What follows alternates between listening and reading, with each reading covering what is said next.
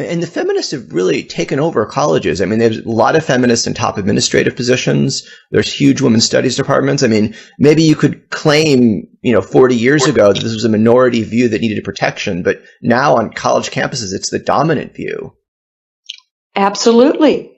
It's ridiculous. Some will say, oh, well, isn't it good that we have a radical vanguard, sort of people out there on the periphery with wild ideas?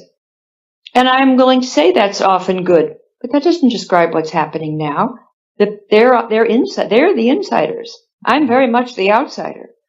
And any critic is automatically consigned to the periphery because they, as I said, they have a word for you, which is backlasher. Mm-hmm. And it's not just that you're in the periphery where you're unimportant, but I mean, you've gotten into some trouble on college campuses. You said once you needed police protecting you because of messages you've gotten. Yes, I think the administrators at Oberlin and Georgetown, this was last year, became very concerned because of the frantic and sort of wild Facebook postings before I came to campus, and decided that I needed a police escort at Oberlin. And I mean, I don't feel that I did. The kids didn't seem violent, but they were rowdy. They were angry. The first two rows were filled with young women who had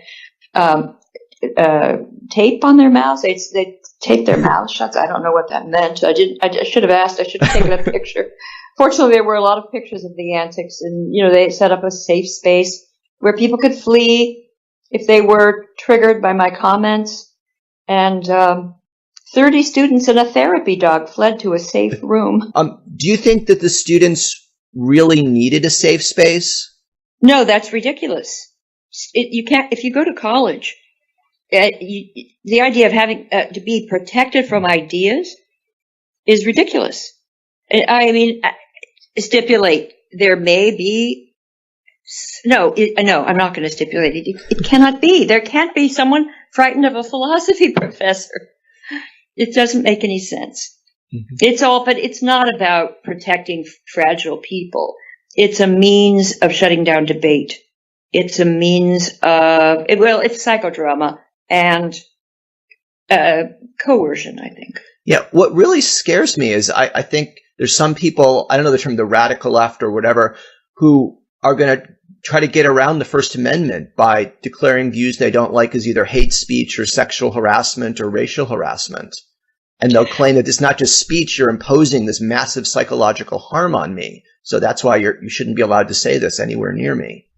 I know, and they've turned it into an issue of safety. Yeah.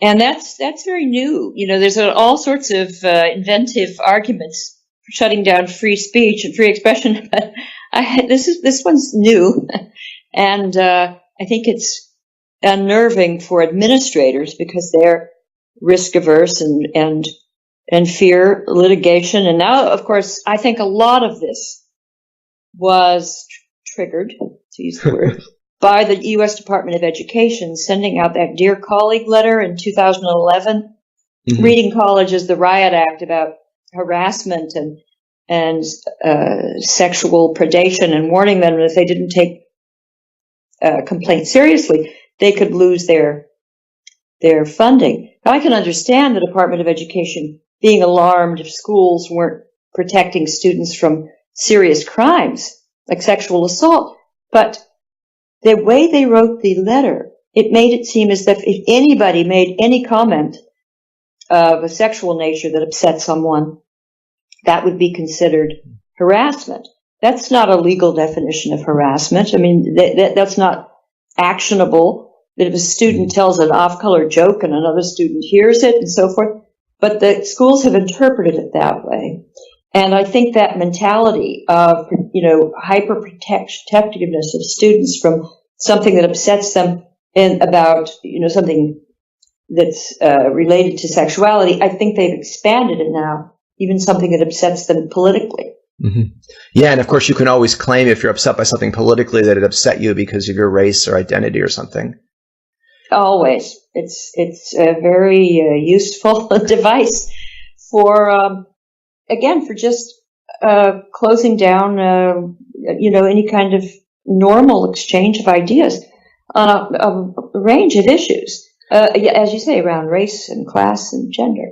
It's weird. I mean, now with high-speed internet access, so many college students are exposed to massive amounts of hardcore internet pornography and probably just accept those images as normal. But yet when they interact, on the campus with other students, they have to act like they're Victorian gentlemen or something, or they can get in massive amounts of trouble.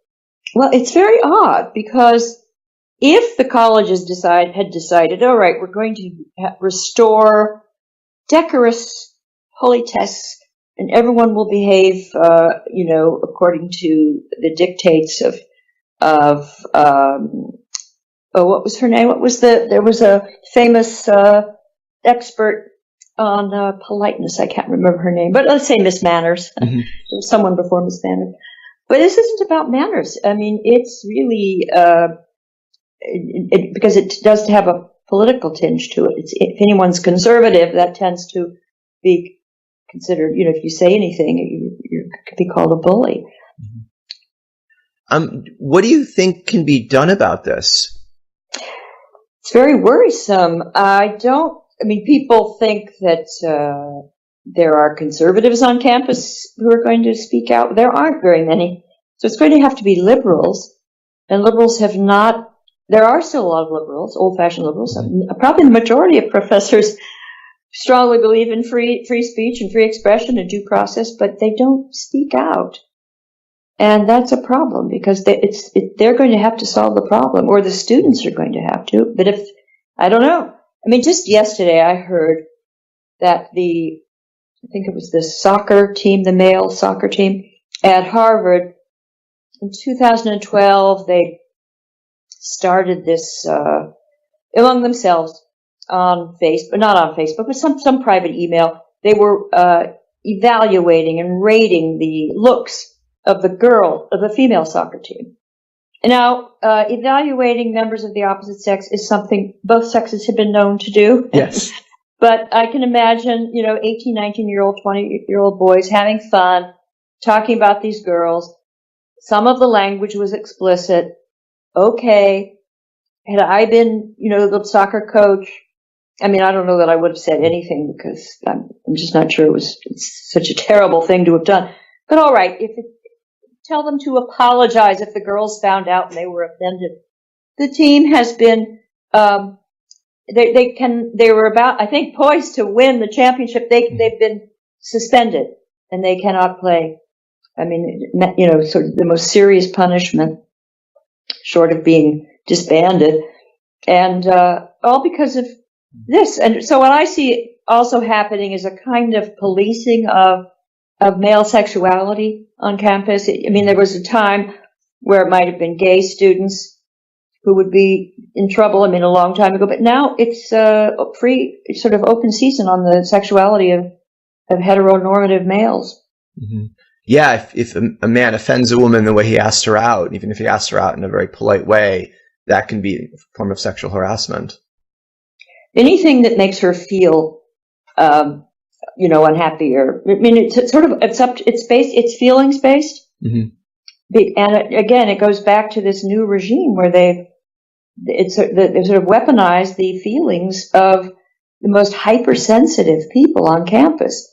And people whose feelings can be driven by their politics. Maybe this is all a very clever plan by websites like Tinder to force everyone just to date on Tinder, where you never find out if the other person likes you unless you like them first, so you don't have to worry about rejection. I feel sorry for boys because they do have to initiate. It's still the tradition, and there's no evidence that has changed.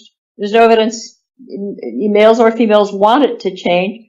That is what happens, is the males usually are, initiate, and they, it was always risky. They can be slapped down, but now they can be slapped down and brought up on charges. So, yeah, I teach game theory, and I often talk about dating. And one year a student said something very interesting. She said that sometimes she'll get insulted if a very unattractive man asks her out. Because he's saying that, he thinks, I think that you're in my league, but if that lowers her opinion of herself, it makes her feel worse about herself. Now, she wasn't saying that guy should be punished, but that sort of made a lot of sense, that one of the ways you can be offended by someone, asking you on a date is to say, wait a minute, this guy should realize I'm way above him. He doesn't. I feel awful. That's sexual Yeah. harassment. Yeah, it's complicated, people. But to now put all of this under to let the deans and now an increasingly numerous group of gender operatrix on campus monitoring these complicated interchanges, it's bound to go badly, and it has. We have countless numbers of young men who've been brought up on ludicrous charges, taken through what looked to me like kangaroo courts, thrown out of school as with sexual predator stamped on their permanent record. Yeah, and they're changing the standards of proof, aren't they, for what it... Oh, they've lowered it to preponderance of evidence. If there's more than a 50% chance it happened, then you rule against him. Now, if you add to this another new definition, which is they're now calling it sexual assault on some campuses, if two people have sex and they've been drinking. And so I was once in a debate about these changes with a professor at the University of Virginia, and I said, but what if they've both been drinking the same amount? No one forced anyone. They just had drinks. Would you say they raped each other? Could it be possible? And she said yes. So I find it all ridiculous and actually terrible for victims of sexual violence, because they need good research, they need good definitions, because that's the only way we'll find good policies and find ways to protect people. Mm-hmm. But that's not the direction we're going. It's more about policing male sexuality. Mm-hmm. What do you think about some men have suggested a counter strategy would be for men to act as if this wasn't supposed to be just one-sided. I mean, the rules have to be written so they're gender neutral. So, men, if they overhear women saying something sexual, they file the complaint, just to put the colleges in a difficult position. Oh, we're going to see more of that. There was already one case I read about, and I often feel sorry for the guys. I felt sorry for this young woman, and she was brought up on charges and humiliated, and she was forward. And she got, with this boy and kind of came on to him or some, I don't know, won't go into the details, but it was this human situation. It was complicated and they were both drinking.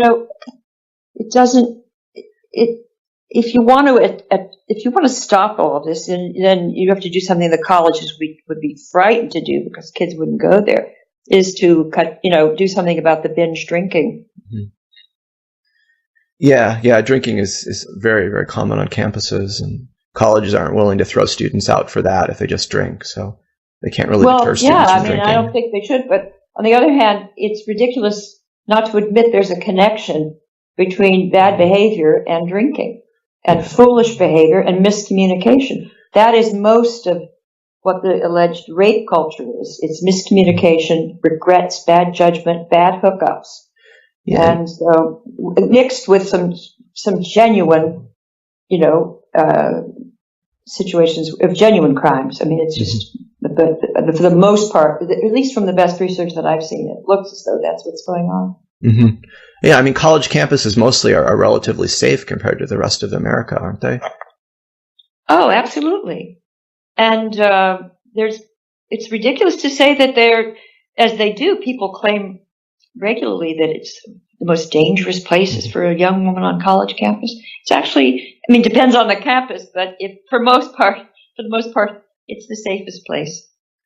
And I imagine, the rhetoric about some people claim 1 in 5 women in college will be raped.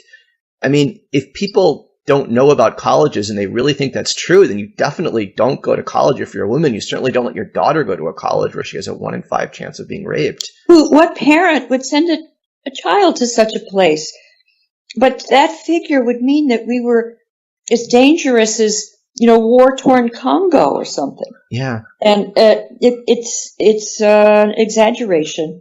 But as we said in the beginning, the gender scholars are very powerful, and they have created these studies, and others are now replicating them by using their methods. And the method is you ask a non-representative sample of students vaguely worded questions, or a mix of straightforward and vaguely worded questions, and you will get an epidemic if you want, if that's your goal. Is there any way to fight back against this? I mean, if you try, you'll be accused of like being pro-rape. So it's. I know you risk being called a rape apologist, which is a horrible thing to be. Right. But it doesn't take much to earn that epithet. So I'm, they've called me that because I've questioned the statistics. But I have this series, The Factual Feminist. I make videos and I correct feminist myths. If there were myths on the other side, if I saw men's groups making all sorts of false statistical claims about women, I wouldn't like that either. But I don't see that, and there may be some men's groups that do that, but they don't get put in textbooks and repeated by journalists. These do. The feminist myths are everywhere. And one of the other myths is that women like never ever lie about rape, which means if you only need to show preponderance of evidence, then a guy being accused on campus, if you start with a prior belief that women never lie or almost never lie, then he would almost need video evidence that rape didn't occur. Exactly. So, that's right. And there are committees. I've seen materials on campus where the tribunal that's selected to evaluate, to rule on a rape case, they're given materials and they're given all these statistics. They're told, that 1 in 5 women is raped, that are raped, and that there's a statistic that only 2% of rape claims are false. Where did that come from? How would anyone know that? What do they even mean by a rape claim? And what does it mean to be proven false? All of these, there are many, many different answers to those questions. This was, I think it was from a book by Susan Brownmiller in the 1970s, and I'm not sure she had a source for it, but there is no source for that claim. But committees on our campuses today hear that statistic. Yeah. And fewer college students are men. The percent of men in college keeps going down. Do you think this might be playing a role, that men are looking at this if they're on the margin and like, why would I take a chance in going into such an environment? Well, I think what happened is the schools became more and more female dominated, and there are more young women on campus. There are more women in the administration, and certainly the gender studies, as you said, feminist theorists throughout the campus. So you have a very vocal group, and some have said we're getting what they call a pink police state. Mm-hmm. And yeah, it's like the people want to have power, want to be able to control and destroy other people's lives. Well, see, this is the thing I don't understand. I was a feminist and still am. In the 70s, when I became a feminist, I didn't want to destroy anybody's life. It was about emancipation. It was a positive thing. And it wasn't about hurting people gratuitously or being snarky and angry and aggrieved and this whole thing. It's the opposite of liberation. It's repressive. And again, that's why I reject the idea that this is some kind of exciting revolutionary, a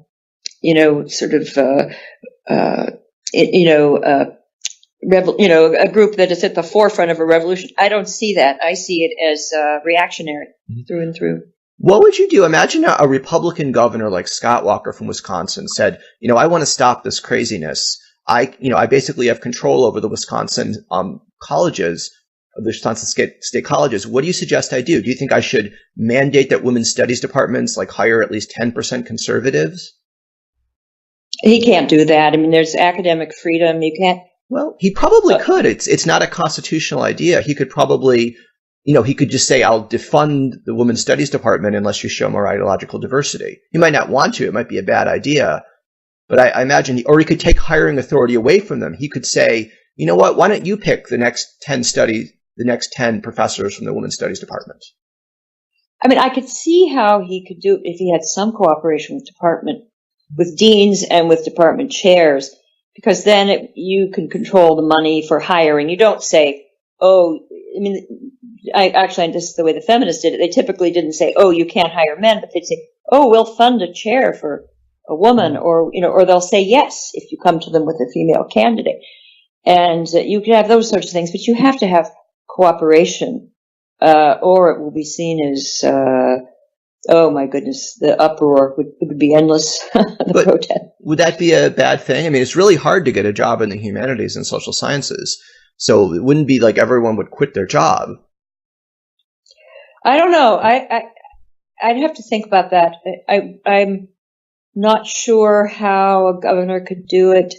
I just remember that I think there was some effort for a while in Colorado just to bring some intellectual diversity to campus. And the way the governor, working with the Board of Trustees, I guess it was the University of Colorado, they did organize a program where they brought in more conservative speakers and professors. That's certainly possible. But I do think that libertarians, conservatives, and now mainstream liberals have to think about what's happened, because the campuses are becoming crazier and crazier.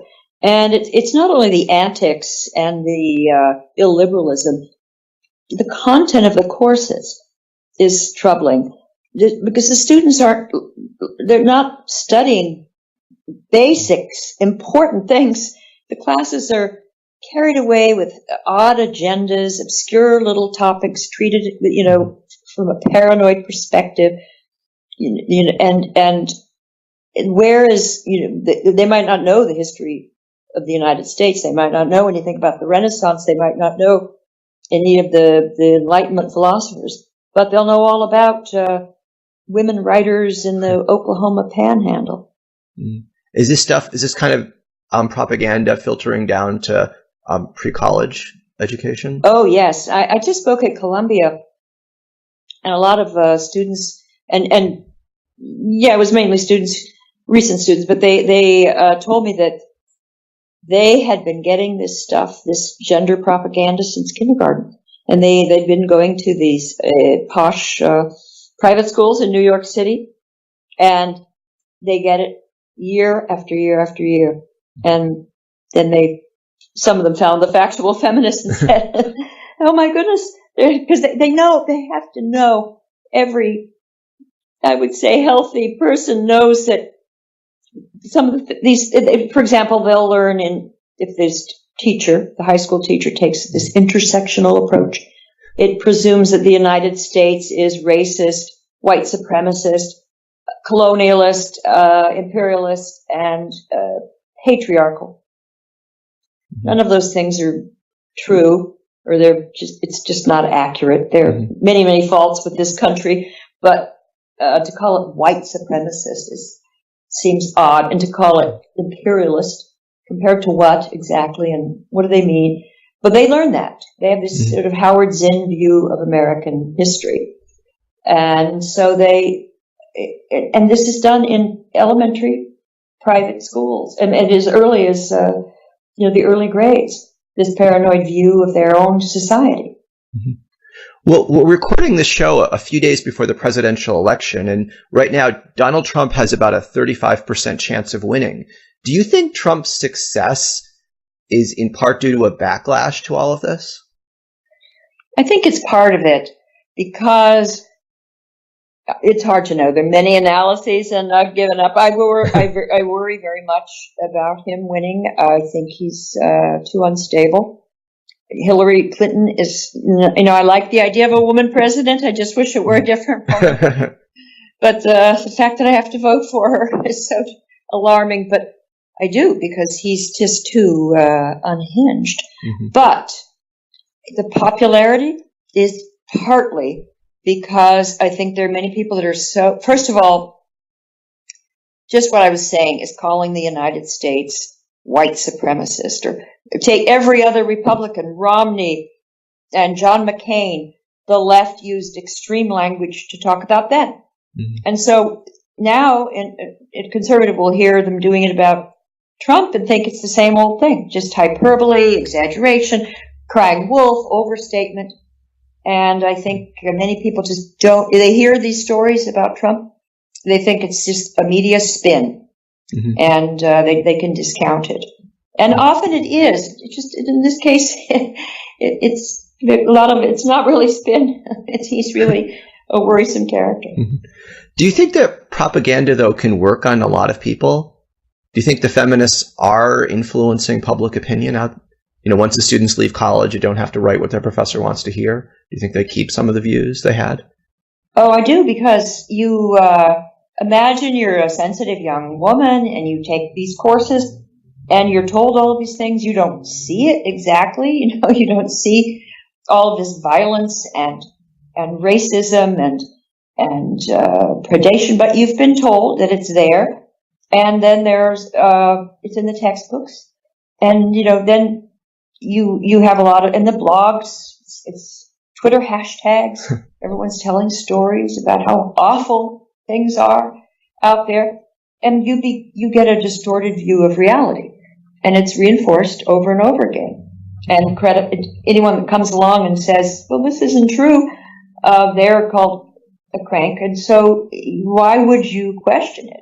Now, it may be that when they get out into the real world, they'll just have to encounter and cope with reality and change their views. But I don't know. I'm worried that they're going to come and start changing the workplace the way they change the colleges. Mm-hmm. Where people will be afraid to ask someone out on a date or to make a mild joke. There'll be anonymous reporting, and people will be afraid to say anything. And, it's just so unfortunate. Yeah, I'm especially worried that this is sort of degrading what we think of as truth. That if there's one big area where people who disagree with you are considered evil, you can apply that to everything else. And suddenly the idea of someone disagreeing with you because of your marketing analysis, well, they're just a bad person and they're doing it because of your gender or race or something. Well, we see that. I mean, at first people were worried that with the internet, people could have their own media and their own sources of information. And now it's almost as if you can have your own set of facts, mm-hmm. and you won't, you don't have to listen to anybody that has different facts. And everyone has to take into account confirmation bias. We all have it, and you have to be very careful and open to the possibility that you're wrong. Mm-hmm. And I just think that's key to being rational.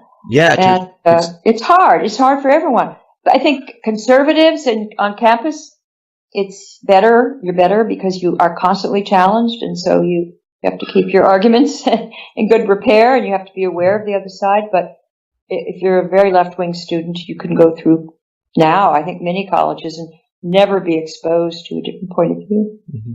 There's some evidence that women have actually become less happy since the 1950s. Do you think feminism, by creates sort of a negative placebo effect by saying all these things are horrible, you're being discriminated against, and this causes women to be less fulfilled with their lives? Yeah, I haven't actually looked carefully at that data. I have seen that that's true, and I'm wondering if this, there's just a lot of divisiveness now and a kind of gender war mentality, and it doesn't seem to be very conducive to happiness. And I think that the women's movement did a good job in letting women know about the importance of careers. But for many women, there's pretty good evidence that they care about having family as much or more. They care about having children and husbands and so forth. And so that's all become more difficult for complicated reasons, not because of feminism, but feminism didn't attend to the problem. It's very good at, the current establishment is very good at telling you how to get an abortion or how to, demand daycare. But what if you want to stay with your child? And there's, we have good data from the Pew Research Center and from people like Catherine Hakim in England about women's preferences. And the majority do place more of a priority on home and family. And it's harder to get now than before. Most women have to work full time. And you don't see the women's movement viewing that as a hardship. They view it as victory. But what if it's not victory for everyone? Well, what is the view to academic feminism to a woman who goes to college but then decides having a lot of kids is more important than a career? Well, I mean, they will say, that's fine. We just want women to have choices. But it doesn't seem like that. If you look at the women's studies texts, as Christine Rosen is a historian in Washington, D.C., and she wrote an analysis of women's studies textbooks. I think she looked at the 5 or 6 leading textbooks. Now, this was a few years ago. Maybe it's changed for the better. I see no evidence of that, but maybe it has. But she found fairly negative attitudes about conventional marriage and motherhood. Mm-hmm. So I just don't see evidence that there's much support for those choices. And those, for many women, those would be more conducive to happiness. Mm-hmm. One of the stranger views of academic feminism is that all the differences we observe between boys and girls or men and women are like because of society, that genetics plays no role in different outcomes. Yeah, that seems to me to be just scientifically, kind of scientific illiteracy, because if you study biology and look at the role of hormones, and then just use the evidence of just common sense of men and women and how they differ. Well, they will always say, oh, well, that was because of the patriarchy and the social construction of gender. But we see similarities between, let's say, choices of toys. We see it, the boys tend to towards gadgets and girls tend towards, caring play. We see that even in primates. There's similarities. So, is it a social construction if female, vervet monkeys want the females tend towards, playing with a little baby doll and the males go to a gadget? We see it. We also know that you can, even in animal studies, if you can see the effects of sort of male hormones. If you expose a female primate to male hormones, you'll increase aggression and diminish a nurturing play. And we even have evidence in human beings. Mother Nature has provided a group of girls who have congenital adrenal hyperplasia. They were exposed to high levels of male hormones in the gestation period, and they play and have the same interests as boys, as children. They've been masculinized. And there's difference of MRI scans of male and female brains. Yeah, I don't know about those. See, the thing is, I'm always hesitant because there were a lot of, initially there was a lot of excitement about the MRIs and showing all sorts of things. And now I think it's less certain. The social constructionists are right to say that we don't understand the brain and there is plasticity. So we have to hesitate. But they have to hesitate too, because to rush in and say it's all society. I think it's obviously a complicated mix of biology and environment. And so what? Why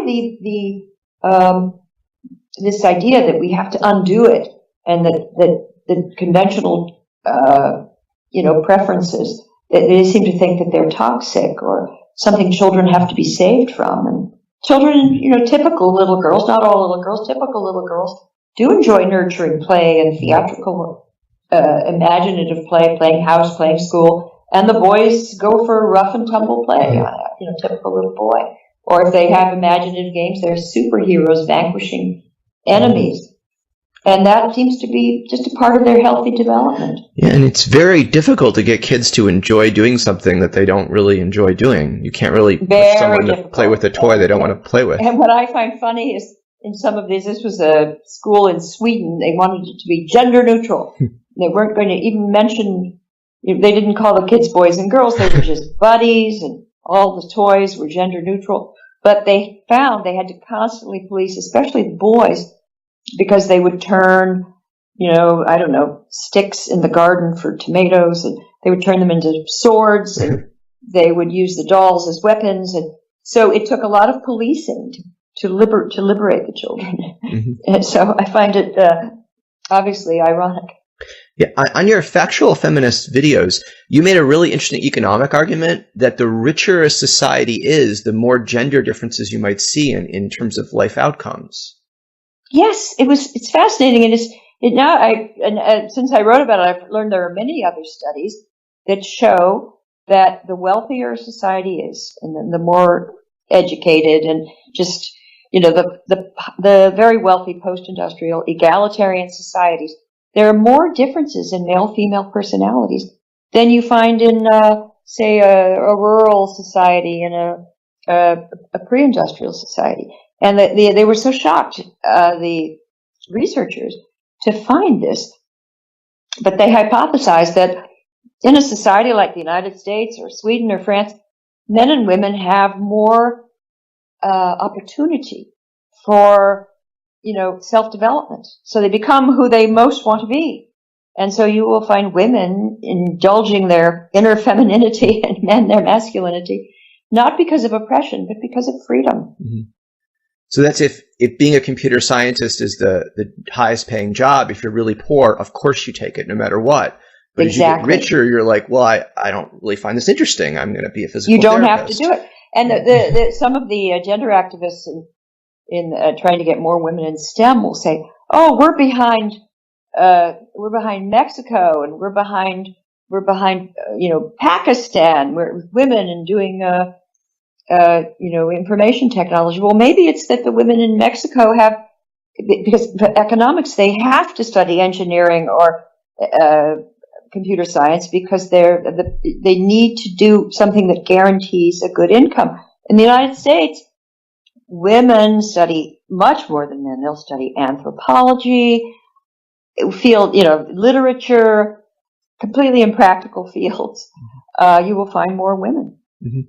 I remember a year or so ago, I had a student who was from Africa. She was from a poor family in Africa, and she was telling me, I can't possibly study art history. I want to become an investment banker or do something that earns a lot of money because I'm from a really poor family. Anything else would be irresponsible. And other people didn't understand that.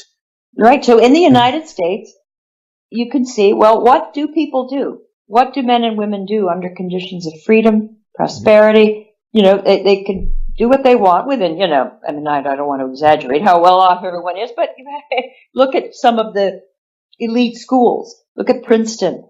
And what you find is that there's just a huge difference in what they major in. In certain majors, the gender difference is extraordinary, like art history compared to, computer science or engineering.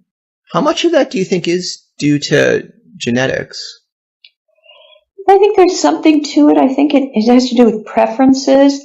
And I think women are drawn to fields that they find, women care about they care about jobs, they care about pursuits that are personally fulfilling more than men do, that are can be a little more practical. Again, that could be necessity, but it's also, if you look at, I found it very interesting to look at the research that's done by experts on vocation, the people they bring into high schools or colleges to vocational psychology, what field should you go into? And they'll ask questions like, what would you rather do?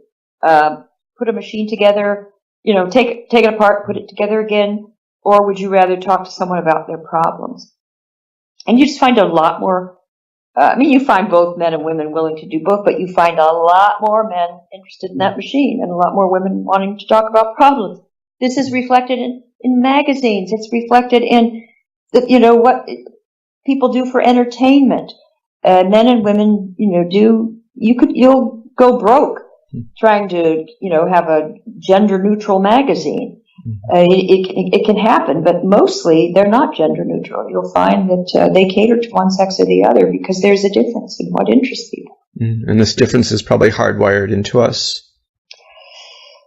I think there has to be something biological that might, one theory I've heard is, this was Simon Baron Cohen at Cambridge University, that he has said that, for example, that children with autism, he said it might be the extreme male brain, because as we know, autistic children and autistic people have sometimes the high functioning autistics can have a fascination with systems and memorizing numbers but low affect and poor communication skills and low emotional intelligence, but sometimes genius level of mathematical ability and systematizing. And the suggestion was that maybe testosterone can in the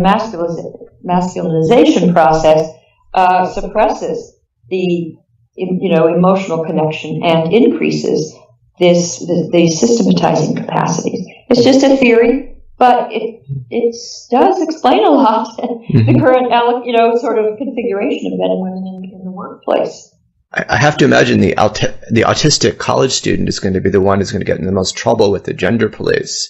Actually, I have thought about that there could be one thing that could save some young men would be, protecting people that are neuroatypical.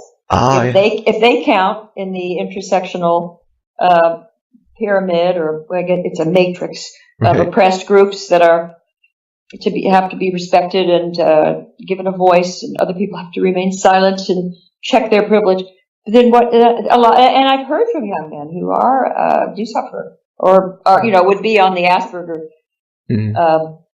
spectrum somewhere, and they've told me that they have a problem and that they just don't know how to talk in the way that people expect them to, and they come off as being very blunt or rude, and they're worried about being accused of bullying someone. I can certainly imagine, especially if you're asking someone on a date, and where most men could tell by your facial expression the answer is going to be no. So just pretend you're not asking her on a date. If you don't pick up on that kind of thing, you'll follow through and you'll insult her. Yes, absolutely. Yeah, it's happened. Yeah. Well, what do you think of the thesis that Larry Sommers got in big trouble for, that there's a higher variance in ability among men than women? Yes, that's right. That's true. It's just true. If you get to give IQ tests, men and women, it's not the case that the average man is more intelligent than the average woman. So men shouldn't run off thinking they're superior. They're probably not. But at the very high end of the ability distribution, and people with freakishly high IQs, there are more men. It's something like 4-1. And but at the other extreme, you also will find more men. You'll find more men who are with learning disabilities and retardation. And so Mother Nature was fair in the sense that it's balanced, but it's also true that men appear to have better mathematical skills cross-culturally at the very high end, the highest performers in almost every country. There are only one or two exceptions. And those are always changing. So that may be just something local going on, but there seems to be an advantage for men in mathematics and women in the verbal skills. And in every country in the world, women are more literate and dominate in every country at the very high end in performance on skills in reading and writing. I imagine in the next 10, 15 years, we will find out the genetic basis for intelligence. So a lot of these arguments will get resolved. People might ignore the results, but will still, if you care, you'll probably be able to figure out what's happening. Yeah, well, it's become so politicized. Let's hope that it gets sorted out. And so what? So if there's a difference between the sexes, I think that's a good thing. I just don't understand. But you see, they have conjured all these statistics about how horrible it is to be a woman, that you lose your self-esteem and you're going to be mistreated and cheated and you'll have an eating disorder and all that. But they've exaggerated these victim statistics. These are all problems, but I think they've been misunderstood and hyped up, and there's just too much spin. And overall, would I say it's better to be a man than a woman in American society? I would not. I think it's a complicated mix of benefits and burdens. You can't say who's better off. Both have huge advantages, both have disadvantages. And I wish we had a gender equality movement that was addressing the injustices or unfairnesses or whatever we want to call them for both sides, both sexes. Although, I don't know, I think women on average have it better. If you look at life expectancy, that's probably the most important difference. And then rates of imprisonment. Yeah, they do. I mean, I've always thought so. I mean, I never wanted to. And I mean, I never even thought boys were smarter until 12th grade. Then they began to show up. But before that, I just didn't. I never thought.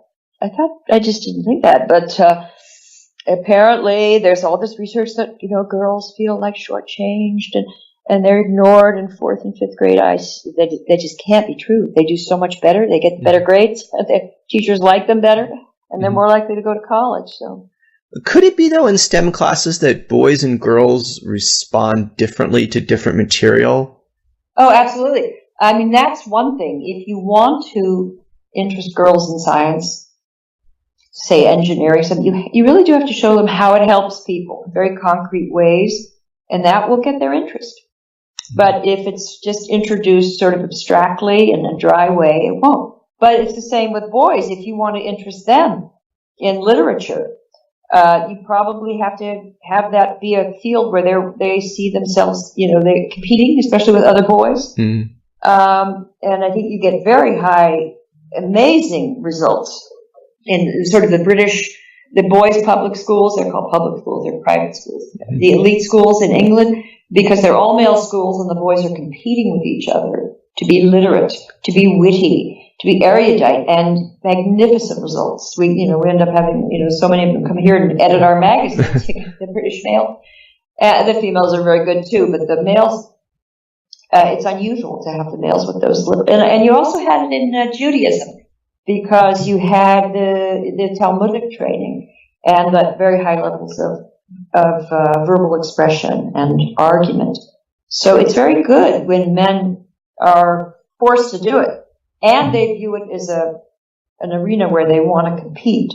But we don't do that in our public schools at all, and the boys they're way behind in literacy. Yeah, that's certainly true. My 11-year-old son, he likes to win at everything. I mean, we'll go to watch a play, and there'll be like 3 different scenes, and they'll say, which scene was the best? Was mine the best? Did we win? That's what matters. There was a school in West Virginia, a public school, but there had been a change in the education department provision. You were allowed to experiment with single-sex classes. Mm-hmm. In this West Virginia school, maybe it was the whole school district, the boys were so far behind, they were desperate. So they had special classes for the boys and special classes for the girls. And they had something called Battle of the Books. And it was sort of like Jeopardy, and they have to read books and then answer questions. And the teams began competing more fiercely. And then the boys wanted extra reading over the summer. And the teacher said, I'd never heard of any student, let alone a boy, want extra reading. Well, the ACLU went in and sued the school district because they said single-sex classes were, by definition, sexist. And they brought in some experts that claimed it was gender apartheid and on and on. And the school couldn't afford the lawsuit, so they stopped it. So that's a sort of, just mischief that's going on. Worse than mischief. I mean, it's really harmful not to acknowledge that there's a difference. But anyway, it was to answer your original question. Doesn't that mean there'd be special ways? Yes, there are some very ingenious ways to interest girls in math. And I think we should try them. And I also think we should have ingenious ways to interest boys in reading. But you have to admit there's a difference before you even bother, and we don't. Mm-hmm. I hope we move to more computer-based education where it'll be able to individualize it for everybody. That's where it has to go. Mm-hmm. And have master teachers. There are teachers that are geniuses at teaching boys, teachers that can reach the most disaffected, disengaged young man. And I'm thinking that the hope is to have more, cyber education, as you said. Mm-hmm. Well, I really appreciate you being a guest on my show. Let me just ask you one final question. What's your prediction for what the campus climate's going to be like in 10 years? Do you think it could get a lot worse? It might get better? I don't know, because I'm pessimistic in the sense that I don't see where the change can come from, because I've been in this for years. I mean, I was, as I said, I started criticizing it in the 80s. In the early 90s, we won the arguments. And we had the New York Times on our side then, and the New York Magazine, and the New Yorker, and now not so much, so that's not good. And yet we still lost, because even though we won the argument, I think we had the better positions, the other side quietly assumed all the assistant professorships. Mm-hmm. So they are there, and they're not going anywhere. Tenure, these ideas have tenure. So that makes me pessimistic. On the other hand, it can't go on. First of all, it's going to be too expensive to police the intimate lives and the conversations of the undergraduates. So they're going to have to keep growing the number and spending millions and millions of dollars on the gender projects, and then the classes are more and more esoteric and arcane and bizarre. How are people going? And it's getting more and more expensive, so it has to end. The bubble must burst. But so maybe the hope is cyber education. Mm-hmm. But still I believe in the college education. So I didn't answer your question. As you can see, I just don't know.